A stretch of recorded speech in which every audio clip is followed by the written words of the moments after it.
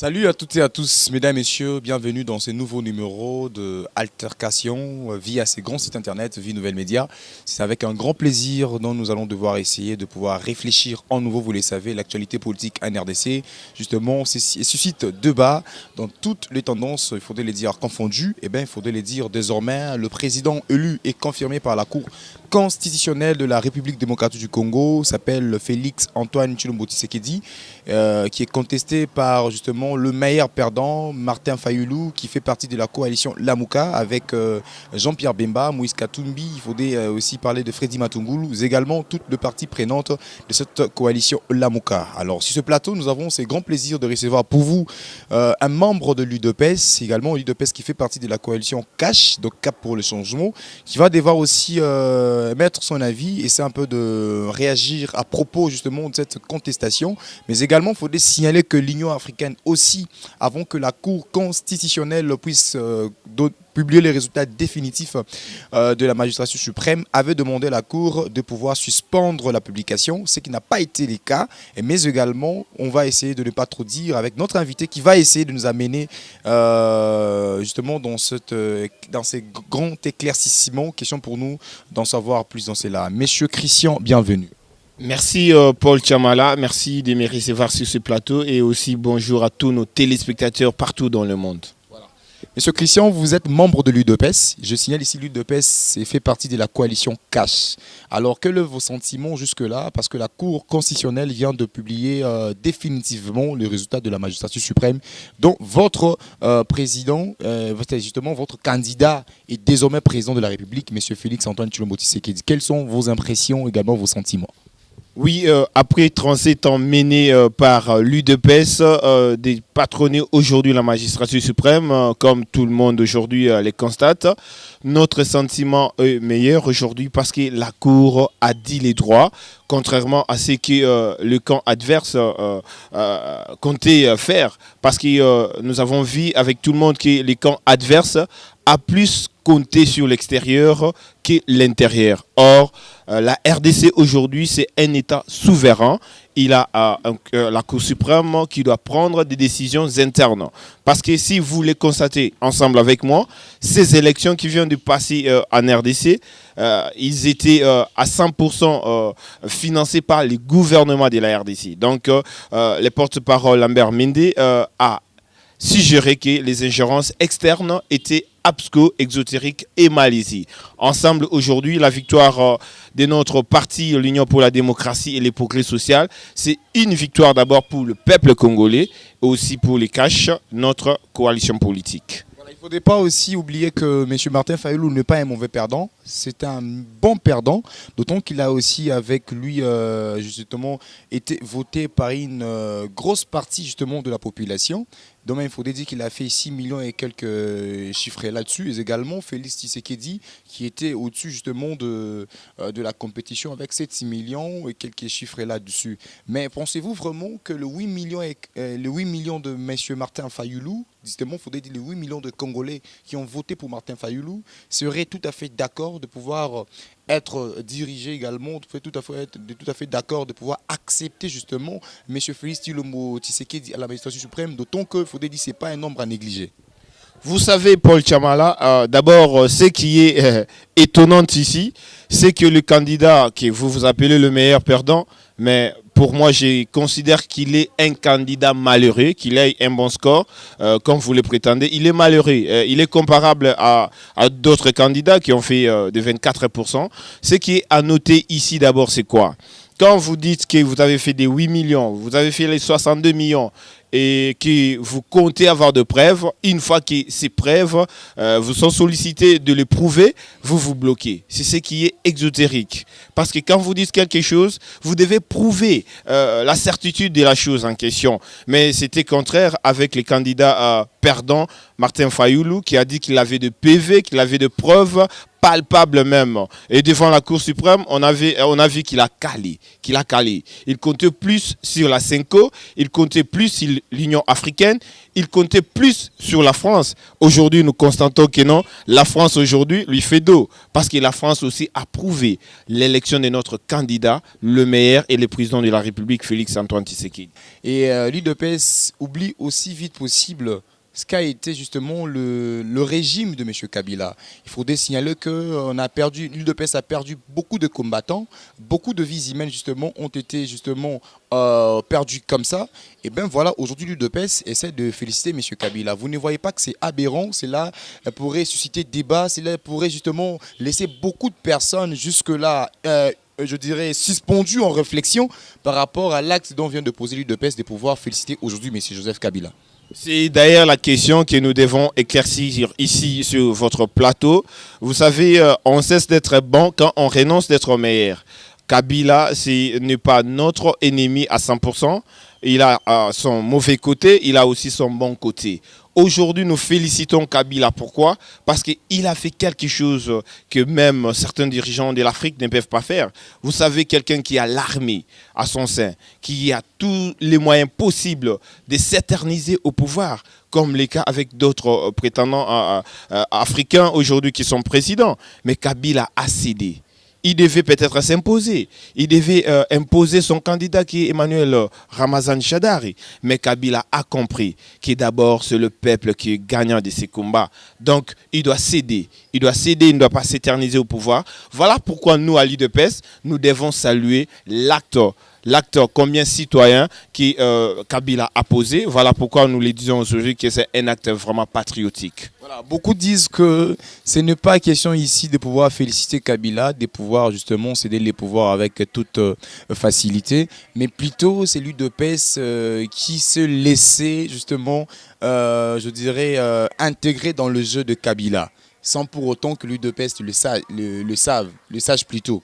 Alors, pourquoi il y a ces gens qui disent que, ben voilà, Kabila avait déjà préparé sa carte depuis très longtemps. Il savait bien que même si, en publiant Shadari, cela aurait dû lui causer une énorme préjudice. Et cela pourrait justement lui mettre dans beaucoup de difficultés. Et dès que c'était déjà une carte depuis longtemps, il savait qu'il devait publier coûte que coûte, publier un opposant pour essayer de protéger ses intérêts, et c'est maintenant l'UDPS qui est entré dans le jeu de Kabila. Est-ce que quand même cette réflexion, cette manière de voir les choses, que c'est l'UDPS qui est impliqué dans le jeu de Kabila sans pour autant que l'UDPS le sache? Vous savez d'abord quelque chose qui étonne aujourd'hui Paul Chamala, c'est quoi? Même les scientifiques de ces pays se laissent tomber dans le rumeur de la rue. Quand on est scientifique, on doit d'abord avoir une vraie information, et la bonne d'ailleurs. Parce qu'aujourd'hui, tu ne peux pas te prétendre scientifique intellectuel, tu ramasses une information en cours de rue et puis tu la fais une réelle information. Nous, étant journalistes, nous devons être là que pour éclairer les opinions des gens. Quand les gens disent aujourd'hui que non, l'UDPS a fait part au jeu de Kabila, c'est faux. C'est faux, pourquoi? Parce que l'UDPS a un combat qu'il a mené aujourd'hui il y a 37 ans. Aujourd'hui, si l'UDPS accepte d'aller voir Kabila, de parler avec Kabila, ce n'est pas pour dire autant que non, il a signé des accords. Non, il y a des choses que Kabila peut dire au nouveau président aujourd'hui élu, que non, voilà, il faut faire ça, il faut faire ça. Cela n'est pas synonyme d'avoir signé des accords. S'il y a des accords, c'est peut-être des accords qui peuvent profiter au peuple, au bonheur du peuple congolais aujourd'hui. Vous savez, aujourd'hui, M. Kabila a 400 entreprises à l'étranger, à l'extérieur. Mais si aujourd'hui Kabila trouve que non, les nouveaux présidents élus suscitent aussi de lui protéger, Kabila peut ramener ces entreprises ici en RDC. Et qu'aujourd'hui, tout Congolais aura quand même un travail. Mais où est le mal? Si Tshisekedi, le nouveau président, notre président, accepte cela. Ce n'est pas des accords qui vont à la rencontre du peuple, mais ce sont des accords que l'UDPS trouve que non, c'est pour les intérêts du peuple congolais. Contrairement à ce qui se dit dans la rue aujourd'hui, qui disent non, Kabila, c'est un intello, c'est un intelligent, il a joué avec l'UDPS, aujourd'hui l'UDPS plonge. Non, c'est faux. C'est faux d'ailleurs, c'est faux. Voilà pourquoi ici, nous éclairons l'opinion internationale qui est nationale, qui est non. Aujourd'hui, Kabila, s'il prend part à nos débats ou à notre dialogue, ce n'est pas à la rencontre du peuple congolais. Parce que le fait, Etienne Tshisekedi avait d'abord prôné le peuple d'abord. Voilà. Aujourd'hui, l'IDPS croit à la Cour constitutionnelle, justement, et ce qui dérange beaucoup de Congolais qui se disent des choses, et bien, qui imaginent, mais comment ça? Nous étions là depuis très longtemps, même le fait Etienne Tshisekedi n'a pas cru à cette cour-là, mais aujourd'hui, l'UDPS s'est dit, ben voilà, la cour a dit le droit, la cour a été juste.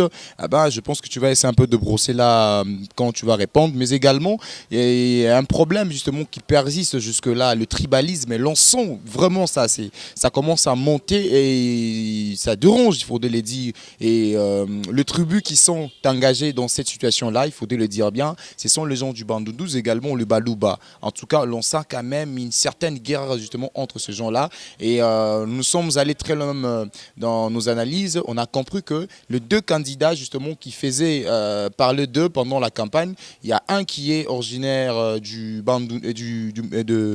Kasaï, également l'autre du Bandundu. Est-ce que l'on peut dire que c'est à cause des leaderships dont les deux tribus, chacun voulait quand même déjà diriger le pays, qui a donné naissance à ce tribalisme, où il faudrait soulever d'autres cas par rapport à cette situation-là? Vous avez deux questions et vous allez nous répondre comme ça. D'abord, aujourd'hui, nous allons d'abord saluer notre Cour suprême parce que beaucoup disent que non, cette cour, c'est une cour pour Kabila. Mais aujourd'hui, nous avons nous-mêmes constaté que la Cour constitutionnelle aujourd'hui dans notre pays a bel et bien dit les droits. Voilà pourquoi ici, nous saluons les savoir-faire de grands juristes de cette Cour constitutionnelle, contrairement à ce que d'autres personnes peuvent croire que non, c'est une cour pour Kabila. Donc aujourd'hui, nous pouvons dire ensemble qu'en RDC, il y a un état des droits et il y a aussi la justice qui fait bel et bien son travail. À la deuxième question, je vais d'abord faire voir ici une note spéciale qui c'est étonnante d'ailleurs aujourd'hui les deux anciens amis aujourd'hui qui se prétendent un adversaire. Le cas de Martin Fayoulou, qui était un ami proche de Félix Tshisekedi. Alors nous allons comprendre que non, ici Martin Fayoulou ne prônait pas le bien du peuple congolais, ses intérêts individuels. Parce que le problème ici, c'était l'alternance démocratique du pouvoir. Aujourd'hui, c'est ton ami qui est de l'opposition, bien sûr, qui a patronné la magistrature suprême. Mais aujourd'hui, Martin Fayoulou fait de ça un problème individuel. Il compte que c'est lui qui devait être président, contrairement à Félix Tshisekedi. C'est là qu'il y a vraiment quelque chose à déplorer. Quant au tribalisme aujourd'hui qui sévit entre les Kassa et les Grands Bandundu, moi je vais d'abord signaler que le tribalisme, c'est une perte de temps. Le temps du maréchal Mobutu, on a vu un Moulouba qui était gouverneur du Bas-Congo, un Mukongo qui était gouverneur du Kasaï. Cela faisait une cohésion nationale. Parce qu'aujourd'hui, nous tous, on est Congolais. Si on se retrouve aujourd'hui à Los Angeles, jamais tu peux me dire, non Paul, moi je suis du Kasaï, moi je suis du Bas-Congo. On va tous se dire, on est Congolais. Voilà pourquoi ici, je lance un appel pathétique à tous mes frères congolais, du Bandundu, du Bas-Congo, du Katanga et même du Grand Kasaï, que le tribalisme, c'est une perte de temps. Soyons unis. Le Congo aujourd'hui n'appartient pas au Bandundu ou au Baluba. Comme aujourd'hui les gens le disent, Baluba bazui pouvoir, Baluba bazui pouvoir. Non, Félix Tshisekedi, c'est un président pour tous les Congolais. Voilà. C'est ce que je peux dire à la face du monde aujourd'hui. Voilà. Monsieur Christian, nous évoluons comme ça, une très bonne émission. De partout vous nous suivez, il faudrait le dire comme ça. Depuis Bruxelles, Ogimungu, le patron de ces grands sites internet, également à toi, Willy Kongolo Chamala, depuis l'Allemagne, et pourquoi pas à Lenda Gaël, justement, qui nous suit à Saint-Ipoubi, depuis la Belgique. En tout cas, c'est une très bonne chose de partout où vous nous suivez. Depuis Congo-Brazzaville, à tous les amis, à tous les abonnés de ces grands sites internet, Vie Nouvelle Média, Paul Chamala, nous essayons quand même de parler de cette situation politique en RDC. Désormais, je venais de le dire même au début de l'émission, qu'un président a été élu définitivement justement par la Cour constitutionnelle de la République démocratique du Congo. Mais nous allons quand même essayer de, avec vous, monsieur Christian, réfléchissons un peu par rapport à l'ingérence. Cette question également qui, depuis un certain moment, avec monsieur Kabila, était devenue comme une promotion. Et lui, à son temps, il essaie un peu d'inculquer aux chefs des Congolais que nous devions justement dire non justement à l'ingérence extérieure. Nous devons faire les choses entre Congolais parce que même, je pense à cette phrase historique de Lumumba. Un jour, le Congo, l'histoire du Congo sera écrite par ses propres fils et filles du pays. Mais parlons un peu de l'Union africaine. qui devait comme ça venir depuis le lundi en RDC. Lundi, je pense que c'était lundi 21 janvier. Et avait demandé à la Cour constitutionnelle de suspendre les résultats définitifs jusqu'au moment où ils seront là pour essayer d'en parler, trouver une solution. Si dur même, récompter le voix. Alors, récompter le voix. Et votre avis par rapport à cela, d'autant que ce n'a pas été le cas parce qu'ils ont suspendu, l'Union africaine avait suspendu justement sa visite ici à Kinshasa. Oui, vous savez, mon frère et confrère Paul Tchamala, aujourd'hui l'ingérence, c'est quelque chose d'aberrant. Parce que nous constatons avec douleur que le président aujourd'hui de l'Union africaine, Paul Kagame, n'a pas de leçons à donner à notre peuple, le peuple congolais. Parce que nous sommes un État souverain. Vous savez, depuis 1960, Lumumba a combattu, a fait les bons combats. Aujourd'hui, la RDC est un pays démocratique. Lui-même, Paul Kagame, si nous faisons histoire, il a révisé combien de fois sa constitution. Il s'éternise aujourd'hui au pouvoir au Rwanda. Ces petits peuples. Aujourd'hui, Paul Kagame vise ses intérêts en RDC parce qu'aujourd'hui, notre coltan est plus transféré vers le Rwanda. Aujourd'hui, le Rwanda est parmi les meilleurs exportateurs et producteurs même de notre coltan. Voilà pourquoi Paul Kagame est là qui pousse ses intérêts.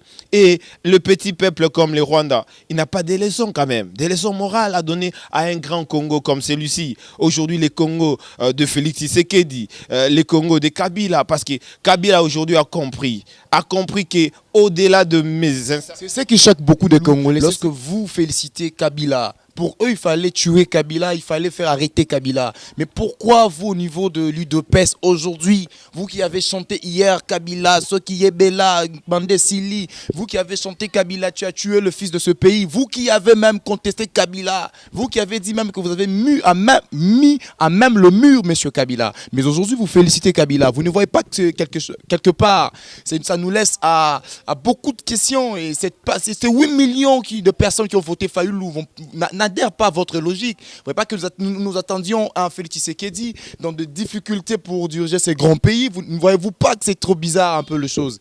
Je dois dire à ces 8 millions qui nous suivent aujourd'hui à travers cette émission qu'il y a quelque chose à noter. Nous tous aujourd'hui on est imparfaits, mais il faut souligner quelque chose, que même à la dernière seconde, quelqu'un peut passer du mauvais côté au bon côté. Kabila, pendant tout son temps, nous tous ici, nous avons dénoncé le mauvais côté de Kabila. On était contre la façon de faire les choses de Kabila. Mais aujourd'hui, à la dernière seconde, Kabila s'est racheté. Alors pourquoi ne pas clamer pour Kabila? Non, on ne doit pas seulement être là pour voir le mauvais côté, les années passées de malgérance de ces pays par Kabila. Mais aujourd'hui, Kabila a compris une chose, derrière l'essentiel des choses. Cette chose que Kagame fait jusqu'aujourd'hui. Au Rwanda, Kabila n'a pas voulu les faire. Voilà pourquoi nous, à l'UDPS, parce que nous prenons les intérêts nationaux, nous devons acclamer, nous devons vraiment féliciter M. Kabila, qui a compris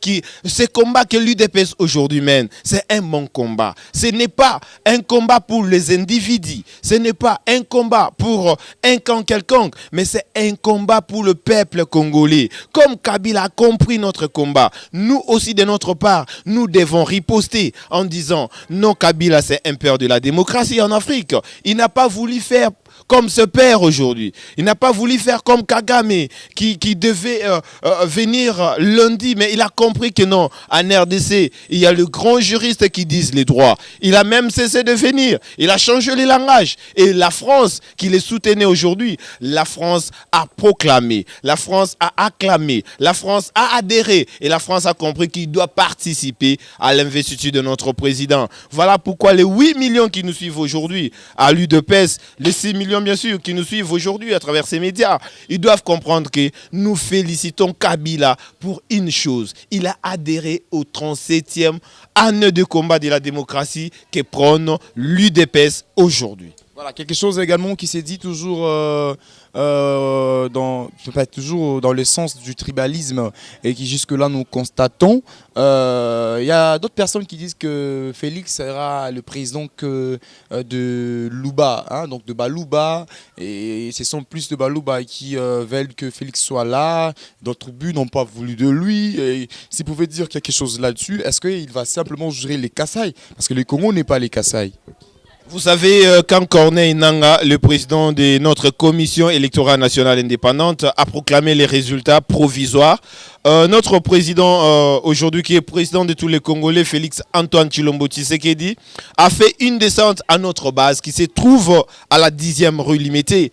Vous savez, le premier mot du nouveau président élu, c'était qu'il n'était pas un président pour Ontribi, qui n'était pas un président pour les Balouba, qui n'était pas un président qui pour le militant de l'UDPS, mais il est un président pour tous les Congolais. C'est le même message qu'il continue aujourd'hui. Quand bien même la Cour a proclamé le résultat définitif, il était à Béatrice Hôtel. Il a aussi réitéré ses mêmes convictions qu'aujourd'hui il doit travailler avec tout le monde. Il n'y a pas longtemps, M. Paul Chamala, il a nommé un directeur de son cabinet. Si vous faites ouais, qui est bel et bien du Bandundu, le nouveau directeur de cabinet de M. Félix Antoine Tshisekedi, le président de la RDC. Le monsieur en question, c'est un professeur. Il y a quelqu'un qui m'a dit cela. Et il a vraiment un CV, je dirais, grandiose, comme ça. Et donc, pensez-vous opter pour un directeur de cabinet qui est professeur dans une grande université dans le monde? C'est aussi une très bonne manière de faire les choses. Félix va devoir mettre à côté tous ses amis de l'UDPS, tout ce haut cadre du bureau de l'UDPS pour travailler maintenant avec des gens de l'extérieur, ou également, non pas avec des gens de l'extérieur, mais travailler avec des gens qui sont outre que l'UDPS. Pensez-vous que cela ne va pas léser à notre manière certains hauts cadres de l'UDPS? Non, certains hauts cadres de notre parti sont là. Ils vont travailler avec le nouveau président élu. Le nouveau directeur de cabinet de M. Antoine Félix Tshilombo Tshisekedi, qui est d'ailleurs un professeur ordinaire. Il a donné cours aussi à l'université de Massachusetts et aux États-Unis. Aujourd'hui, il est dit Bandundu. Félix Tshisekedi veut travailler avec les grandes têtes, les têtes qui fonctionnent, les têtes qui mènent le combat de ces peuples. Il veut travailler avec tout le monde. Que tu sois du Bas Congo, du Bandundu, il doit travailler avec qui? Parce que l'IDPS aujourd'hui n'est pas l'affaire de ces hauts cadres seulement de l'IDPS. Ils sont là, ils vont travailler. Vous savez, à l'IDPS, nous avons des cadres. Nous avons vraiment des cadres. Je cite ici Maître Peter Kazad et aussi notre secrétaire général Jean-Marc Kabound. Ce sont des têtes qui doivent fonctionner dans ces pays. Ils doivent apporter leur expertise au bien du peuple congolais aujourd'hui. Non, sans polémique, mais il faut dire vrai. Si aujourd'hui Martin Fayulu acceptait de se soumettre et venir travailler avec Félix Tshisekedi, l'UDPS va prôner cet acte. C'est d'ailleurs ça que nous attendons de M. Martin Fayulu Madidi. Voilà. Martin Fayulu a effectué de grandes études. Il a travaillé dans de grandes entreprises. Il a toujours dit qu'il a de l'expérience. Et ce Martin Fayulu peut accepter de travailler avec quelqu'un que l'on dit qui est sans diplôme, va accepter. Vous savez, l'expertise ou l'expérience, Paul Chamala, ne se dit pas, mais ça se démontre. Vous savez, nous, en science, on nous dit, un homme de science ne parle pas trop, mais son simple dessin vaut mieux que son discours. Oui, monsieur Martin Fayulu peut bel et bien dire qu'il a fait des hautes études, de grandes études, qu'il ne peut pas travailler avec un monsieur qui a fait... Non, c'est faux, c'est faux.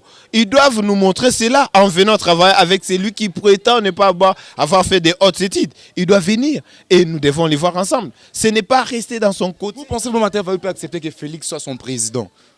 Vous pensez? Vous ne voyez pas que Martin ne veut pas que Félix soit son président de la République. Vous blaguez, hein? Quelqu'un qui a dit qu'il a étudié plus que Félix. Quelqu'un, quand Félix lui appelle son frère d'une même église, dans son discours, il dit le contraire. Il dit c'est lui qui a été massivement voté. Ça sera facile d'accepter de travailler avec Félix? Et il faut le signaler aussi, Martin Fayulu a été élu député. Hein? Est-ce qu'il va siéger ou ne va pas siéger? Ah. Il est d'ailleurs le seul député de son parti. Je vais vous dire qu'il Il est d'ailleurs. le seul député de son parti est cédé. Il avait aligné combien de candidatures? Là, je ne dois pas faire l'historique, mais il est le seul député de son parti. Chose vraiment qui est regrettante. Vous savez, dans un classico entre le Real et le Barça, il y a un perdant, il y a aussi un gagnant. Mais aujourd'hui, ce que nous demandons à Fayoulou, c'est l'esprit de fair play. Il doit comprendre que c'est lui qui a échoué. Il doit comprendre que les égos ne profitent à rien. Le combat ici, c'est le combat de tout un peuple. C'est le combat des nations congolaises aujourd'hui réunies ensemble selon ces grandes provinces, le 24 d'ailleurs. Et que ce combat n'est pas le combat de la Mouka seul ou n'est pas le combat de la famille des Fayoulou Sel ou du Grand Bandundu Sel. C'est un combat qui amène tous les fils et filles du Grand Congo dans une même table. Aujourd'hui, Fayoulou doit exclure ses égos. Il doit venir vers nous. Les caches restent unis et restent ouverts. Alors, nous demandons à Fayoulou qui nous écoute et ces militants qui nous écoutent de laisser à côté leurs égos. Parce qu'aujourd'hui, les égos vont à détruire notre peuple. Parce que vous savez, aujourd'hui, même dans nos familles, nous les constatons. Moi, par exemple, j'ai mes frères qui ont épousé nos consoeurs, nos confrères du Bandundu. Alors aujourd'hui, si cette tension que Fayoulou veut montrer à la nation congolaise, des marches pacifiques qui déclarent ça et là, qui sont d'ailleurs inutiles, abstro et bidons. Qui lance de mots pour la ville morte, jusque-là, personne n'arrive à exécuter. C'est d'ailleurs là que les 6 millions doivent comprendre que Fayoulou n'a pas encore prôné le leadership en lui. Parce que nous, à l'UDPS, quand on dit, on exécute. C'est comme l'ancien président aujourd'hui, les Raïs, le père de la démocratie en Afrique, qui dit et qui a fait. Il a dit qu'il devait laisser, il a laissé. Et nous les saluons.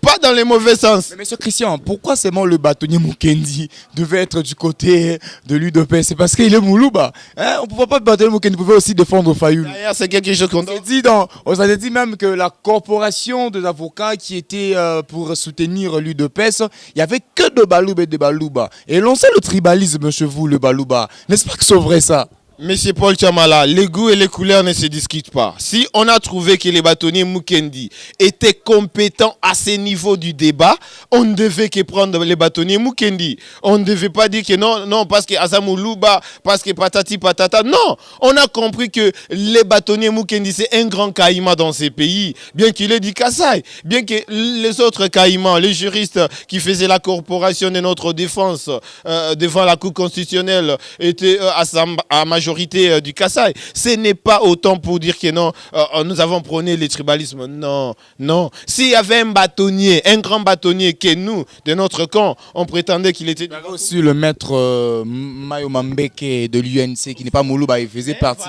Voilà. J'ai dit majorité, il y avait des Balouba, mais Mayo Mambeke, Jean Baudouin, qui est d'ailleurs le nouveau député réélu encore. Voilà, il n'est pas du Grand Kassai. Il est du Bas Congo. Voilà pourquoi, mes amis, les 6 millions de Fayoulou, comprenez que non, l'UDPS n'est pas tribal. L'UDPS, c'est un ensemble qui comporte tous les éléments, entre autres du Bas Congo, du Bandundu, du Katanga et même de l'Équateur chez Mbemba. Voilà. Faut de signaler que dans l'UDPS, on a connu à un certain moment où il y avait que des débauchages. Mais aujourd'hui, il y a certains qui disent également que Kabila a réussi, après avoir débauché beaucoup de cadres à l'UDPS pour qu'ils soient de Premier ministre, pour qu'ils occupent des postes ministériels. Aujourd'hui, Kabila nous a fait encore une surprise pour la présidence. Et est-ce que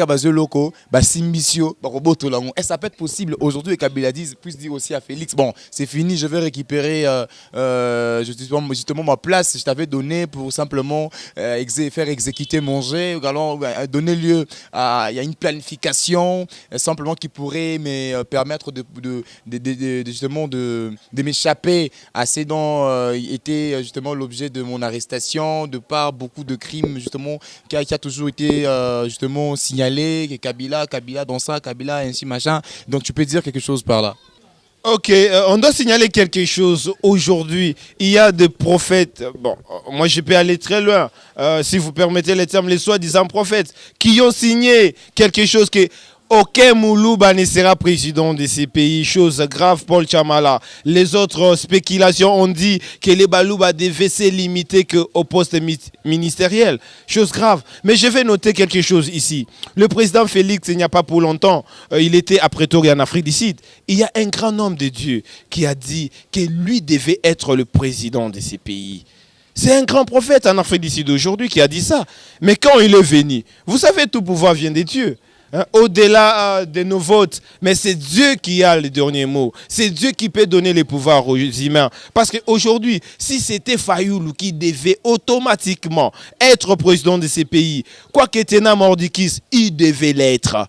Il devait l'être. Parce que nous avons tous constaté qu'il y avait des nations, entre autres la France, qui était derrière Fayoulou, l'Union africaine aujourd'hui. Mais quoi qu'Etena, c'est là, il n'a pas réussi. Vous comprenez avec moi que le pouvoir d'abord vient de Dieu. Vient de Dieu. Alors nous devons abolir... Félix n'a pas été aussi débauché comme d'autres ministres. On peut débaucher, c'est un président. C'est faux, c'est vraiment faux. On débauche ou on nomme un premier ministre. Jamais, jamais, ça ne peut se faire qu'on nomme un président par un ancien président. Avec quelle loi? Non, quand même, soyons sérieux, Paul Chamala. Soyons sérieux. Les gens qui disent ces histoires, nous sommes intellects quand même. Nous devons quand même voir ce que nous disons. Pas dire n'importe quoi. Un président n'a jamais été nommé. Mais il est élu à majorité, soit simple, soit absolue. C'est le Premier ministre qui est nommé. Voilà. Alors, parlons un peu de ces accords qu'il y a eu entre l'UDPS et le FCC. Il paraît que l'UDPS a eu des accords avec le FCC, que Kabila va devoir prendre le ministère de l'Intérieur. Donc l'armée congolaise sera justement dirigée, encore prônée par M. Kabila. L'UDPS a donné le ministère de Finances. L'UDPS a donné d'autres ministères clés justement de la République au FCC, à M. Kabila. Ça s'est dit comme ça. Bon, je peux dire que ce sont des rumeurs qu'on écoute, parce que moi, je n'ai pas de preuve par rapport à cela, je suis un journaliste. Peut-être auprès de vous, nous pouvons avoir un éclaircissement, une lumière par rapport à ce qui s'est dit même dans la rue, ce qui s'est dit même dans l'ensemble de la République. D'ailleurs, partant de votre question, vous avez commencé par « il paraît ». Donc, vous n'êtes pas sûr avec ce que vous dites. Non, ça, ce sont des rumeurs de la rue. Il y a des accords, bien sûr, qui doivent être signés entre le président sortant. Mais moi, l'accord ici que moi je sais, que je suis ici parce que je suis cadre, je suis membre de l'IDPS, c'est l'île de Kianza aujourd'hui, ici à Lemba. Moi, je sais que je dois souligner l'accord que moi, je connais et que j'ai de preuves. C'est d'abord l'accord au niveau des embauchages. Monsieur Kabila a accepté aujourd'hui de ramener ces 400 entreprises qui sont à l'étranger au pays. Voilà. Ça, il a dit. Et il doit les faire. 400 entreprises. Vous savez, Kabila avait de la peur parce que déjà, partant de des deux mandats passés à la tête de la RDC, vous disiez non, il est rwandais. Voilà pourquoi il prenait beaucoup de temps d'investir ailleurs. Tu vois? Alors aujourd'hui, il a accepté de ramener ces 400 entreprises au pays qui doivent profiter aujourd'hui au bien du peuple congolais, à nous jeunes bien sûr. Voilà l'accord que moi je connais. Le reste des accords, la défense, l'armée, ceci, c'est là. Non. Ça, nous devons d'abord laisser le temps au temps parce que le président Félix, il a déjà un informateur aujourd'hui qui doit dénicher la majorité au Parlement. Alors, c'est partant de cela que nous saurons qui a pris la défense, qui a pris le ministère des Affaires étrangères, qui a pris ceci, qui a pris cela. Mais avant tout cela, on ne doit pas dire que non, on a fait cela, non. Donnons le temps au temps. L'informateur fait son travail au moment où nous passons cette émission. Et le gouvernement... On peut dire que beaucoup de gens seront comme ça surpris de voir que le calcul va être bouleversé. Ce qui est logique va être, je dirais, seront plus... ce qui est logique, ce que nous connaissions de par la Constitution, va aussi connaître un petit changement. Et c'est un peu dans ce sens-là, voulez-vous nous expliquer un peu cette situation ? Vous savez, les Congolais aujourd'hui, c'est quelqu'un qui travaille plus dans la politique d'Autriche. Et un Congolais, c'est quelqu'un qui charge les jours au jour. Il dit quelque chose aujourd'hui, et demain, quand vous revenez sur lui pour lui dire « Ah, mais toi, tu avais dit ça, voilà ce qui arrive. » Il dit « Ah, bon, toti kakaka, otosala. » Non, tu dois rester dans ta position du départ. Tu ne dois pas être changeable comme un caméléon, non. Ils doivent comprendre qu'aujourd'hui, ceux qui disent ces histoires, demain ou après-demain, ils seront surpris par le nouveau président. Que non, c'est que nous, on avait comme intention, qu'on prêtait comme intention au nouveau président. Ce n'est pas automatiquement ce qui doit se faire. Laissons les temps au temps.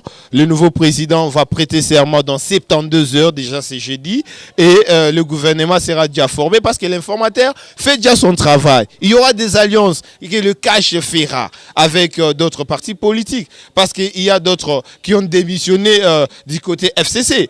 Automatiquement, il y aura des alliances. Automatiquement, on sera surpris. C'est dit peut-être que ce sera un gouvernement de cohabitation ou encore de coalition. Vous allez répondre justement dans ce sens-là. Il y a également une question pour en finir avec vous, c'est notre dernière question.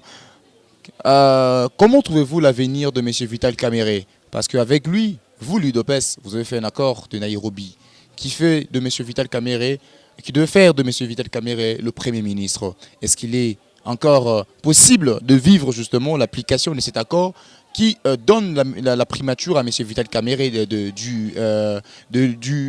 l'UNC, ou M. Vital Kamerhe va toujours continuer avec cet esprit sportif qu'il a toujours prôné depuis très longtemps, de céder même la primature à quelqu'un d'autre. Comme l'a toujours dit, c'est l'intérêt du pays justement qui doit rester au centre de tout.